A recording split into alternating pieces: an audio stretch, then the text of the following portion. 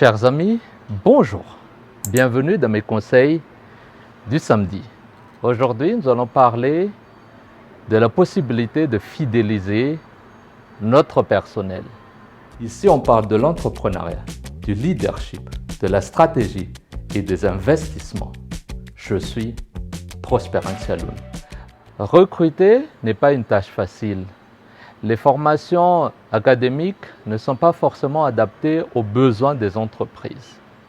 Quand je prends l'exemple de Madagascar, nous sommes souvent amenés à reformer les nouveaux recrues par rapport, bien évidemment, à la façon de travailler de l'entreprise, à nos attentes en tant qu'entrepreneur, manager et chef d'entreprise, mais aussi par rapport à la vision, aux stratégies et ainsi de suite. Deuxièmement, ça pourrait coûter cher. Il y a beaucoup de turnover, il y a beaucoup de chasseurs de tête, c'est-à-dire que les gens identifiés qui sont bons dans des entreprises sont repris par les autres entreprises de manière générale.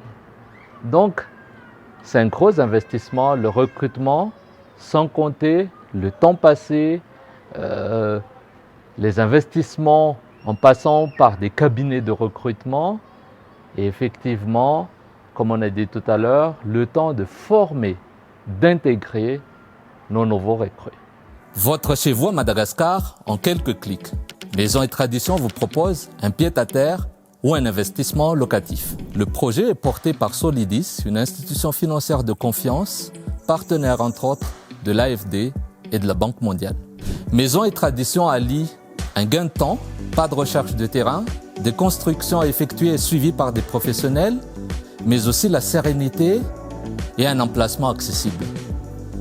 Pour cela, en collaboration avec Kentia RH, nous avons développé des outils qu'on utilise au sein des entreprises et sociétés de notre groupe. Depuis 10 ans, nous avons gardé ces outils à l'interne pour nos usages internes. À partir de cette année, nous avons décidé de les partager, de les mettre à disposition de nos clients. Et ici, je vais vous partager quelques éléments que vous pourrez voir dans ces outils. Tout d'abord, avant de parler de fidélisation, il faut d'abord que les gens viennent, qu'ils se sentent bien, qu'ils soient bien intégrés au moment où ils foulent les sols de notre entreprise. Donc déjà là, il faut mettre en place des politiques d'intégration, de mettre les gens à l'aise, de connaître les b.a.-ba de l'entreprise, avoir toutes les informations, savoir avec qui on a affaire et à qui on s'adresse si on a tel point ou tel problème ou telle question à poser. Et deuxièmement, et c'est le rôle de manager, c'est d'être au courant, de savoir, de connaître les gens, son équipe. Et ça, il y a quelques éléments. Déjà, savoir être empathique, par exemple, comprendre sa vie privée qui pourrait impacter sa façon de travailler. Par exemple, il est en retard parce qu'il a encore ou elle a encore amené son enfant voir un médecin.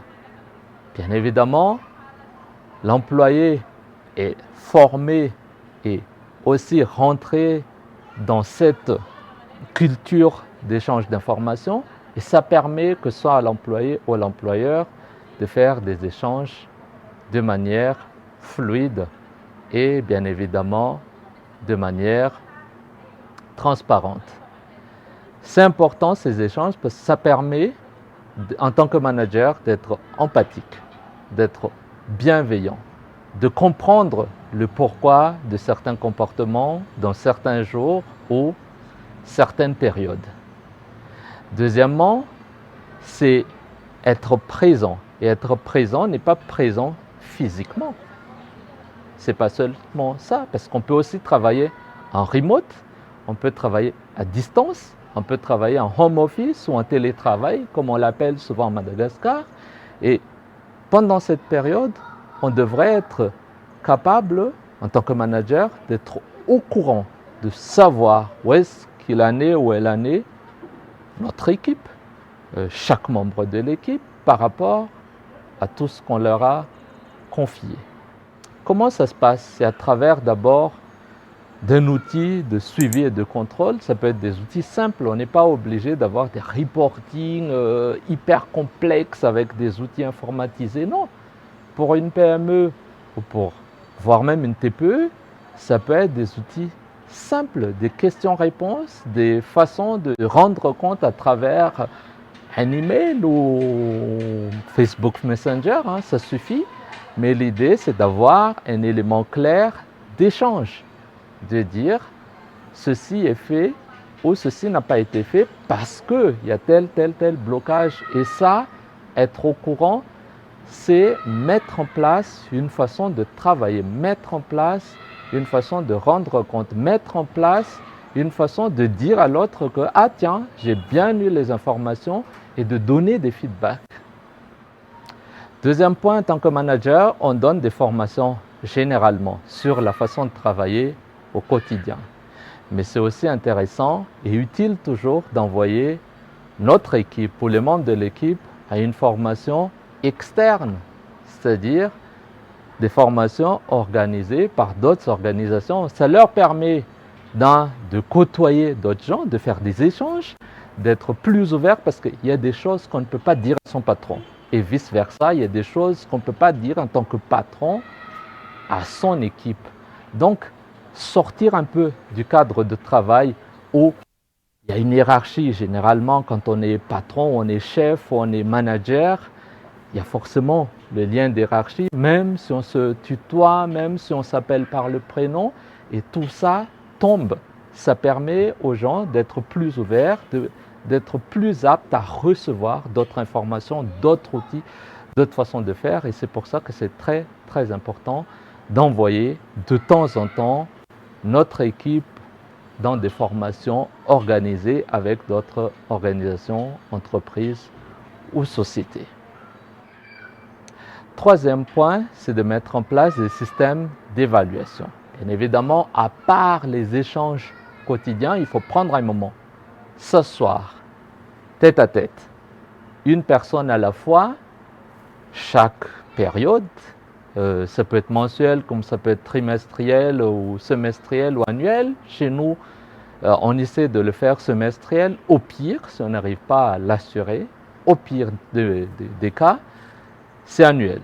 Donc, c'est un moment où un manager avec un membre de son équipe s'assoit en tête à tête pour voir qu'est-ce qui a marché, qu'est-ce qui n'a pas marché par rapport à son objectif, où est-ce qu'il ou elle en est, qu'est-ce qu'il ou elle en pense, c'est quoi les difficultés, qu'est-ce qu'il a aimé, en quoi puissions-nous l'aider à encore aller plus loin, atteindre ses objectifs. Tout ça, ça fait partie de l'évaluation et cette évaluation est très, très intéressante parce que ça permet à la personne d'évoluer, ça permet à la personne de s'épanouir aussi côté personnel parce que c'est le moment de partage entre les deux, de comprendre que chacun puisse comprendre l'autre, l'entreprise a sa vision, mais il ne faut pas oublier chaque personnel et chaque membre de l'équipe de l'entreprise a aussi ses propres visions. Est-ce que ces visions coïncident toujours? Si ce n'est pas le cas, il faut trouver peut-être une porte de sortie, aider, c'est toujours intéressant parce que chaque personnel qui a quitté votre entreprise, normalement, si vous l'avez bien traité, ça devient des ambassadeurs et quand ils travaillent dans d'autres entreprises, dans d'autres sociétés, dans d'autres organisations, ils reviennent. Ça devient même des clients ou des apporteurs d'affaires. Et c'est pour ça que c'est intéressant. Il ne faut pas penser à aujourd'hui. C'est comme des graines ensemées. C'est penser à demain, penser à long terme ou à moyen terme, au pire. Donc le quatrième point, c'est la promotion. Quelqu'un est amené à évoluer, peu importe l'endroit où il est. Donc en entreprise, c'est pareil. On aimerait évoluer dans l'entreprise, dans l'organisation. Ça peut aussi être une ONG, ça peut être une association ou ça peut être n'importe quoi. En tant que salarié, en tant que quelqu'un, même bénévole, qui travaille pour quelque chose, on est amené à évoluer. Et il faut voir le potentiel des gens, il faut voir leur envie de se surpasser.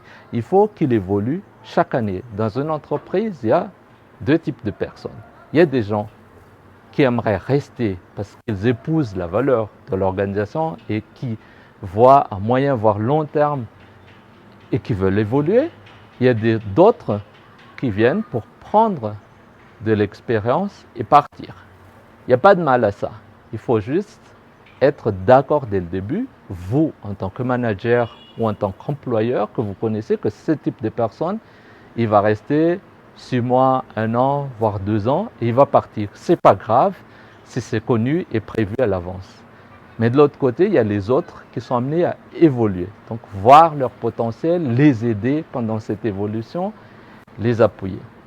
Et nous, dans notre politique, tout ça, comme on a dit, c'est pour fidéliser, c'est pour garder de préférence les meilleurs éléments. Il y a plusieurs types d'éléments dans une entreprise. Bon, il y a ceux qui sont bons, qui sont le moteur de tout ce qui est productivité, mais il y a aussi ceux qui sont peut-être moins bons, mais qui sont le moteur de l'animation, de l'animation de groupe, hein, j'entends, et aussi de la motivation d'être ensemble. Et ça, c'est aussi important que l'autre, parce que la dynamique de groupe, c'est un élément très essentiel dans une entreprise. On ne pourra pas en parler dans cette vidéo, sinon ce sera trop long, mais c'est un élément aussi à voir en tant que manager. Donc en revenant par rapport à la promotion, il y a cette promotion et nous, par exemple, chez Quintia, dans le groupe Quintia, la plupart de nos entreprises, non seulement on offre la possibilité aux gens de devenir manager, de devenir chef d'équipe et tout ça, donc ça évolue, mais au bout de 2 ans, on offre à tout le monde, même à notre agent de surface ou à des coursiers, on offre à tout le monde, après 2 ans, la possibilité d'être associé dans l'entreprise. Bien évidemment, il y a des taux à respecter en termes de pourcentage, mais en tout cas, en plus du salaire mensuel, quand on est associé, on peut aussi s'attendre à avoir une part des dividendes chaque année. Bien évidemment, par tout ça, il y a les primes, il y a les commissions qui jouent des rôles, que ce soit par rapport à la vente, par rapport à la productivité, mais aussi par rapport à la fidélisation de l'équipe. Tout ça, ça fait un tout, comme je disais, je vous le partage comme ça, mais si vous voulez travailler en profondeur sur ces éléments, on est là, on peut vous appuyer. J'interviens pour certaines entreprises, que ce soit à Madagascar, en Europe ou en Afrique, pour pouvoir aider les chefs d'entreprise, les propriétaires d'entreprise et les managers à développer, à affiner leur politique de fidélisation de leur personnel. Et sur Madagascar, on le fait bien évidemment avec et en partenariat avec Quintia, RH.com, SARL. Donc voilà, si vous avez des questions, n'hésitez pas à nous écrire. Sinon, je vous conseille, comme d'habitude, de partager cette vidéo à des gens qui pourraient être intéressés. Sinon, abonnez-vous toujours à notre chaîne pour avoir d'autres partages dans tout ce qui est management, leadership, entrepreneuriat ou encore investissement et stratégie d'entreprise. Voilà, je vous souhaite un très bon week-end, il fait beau, donc voilà, et profitez-en si vous êtes en Tenerife, à Madagascar. Mais sinon, on se voit dans d'autres vidéos la semaine prochaine. Au revoir.